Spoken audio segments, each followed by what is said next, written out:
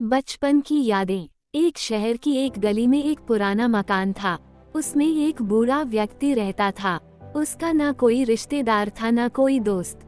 वो हमेशा अकेला रहता था। इस पुराने मकान के ठीक सामने एक छोटा सा घर था।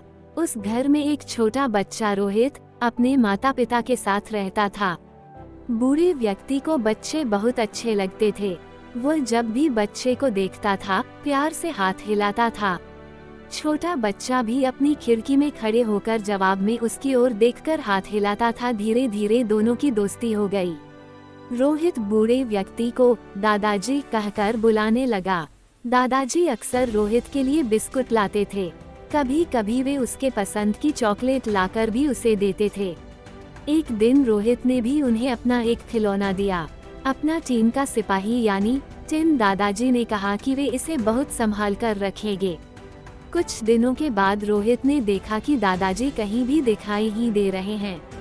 उनके मकान को तोड़ दिया गया और वहां पर एक बेहद बंगला बनाया गया।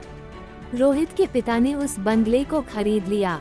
रोहित और उसके माता पिता बंगले में रहने लगे। धीरे धीरे रोहित बड़ा होने लगा और बचपन के उन दादाजी को भूलने लगा। जब वह बड़ा हुआ और उसकी शादी हो गई तब उसकी पत्नी भी वहीं रहने आई। एक दिन वह अपनी पत्नी के साथ बंगले के बगीचे में हाथ से एक गड्ढा खोद रहा था।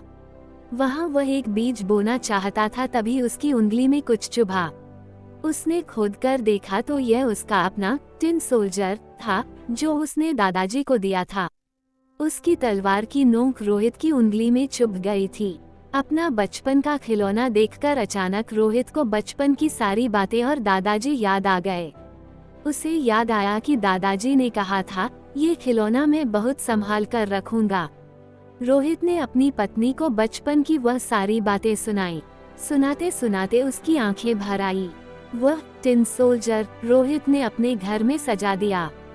उसका ये पुराना खिलौना हमेशा उसे बचपन की मीठी यादों में ले जाता था। साथ ही उसे दादाजी भी याद आ जाते थे।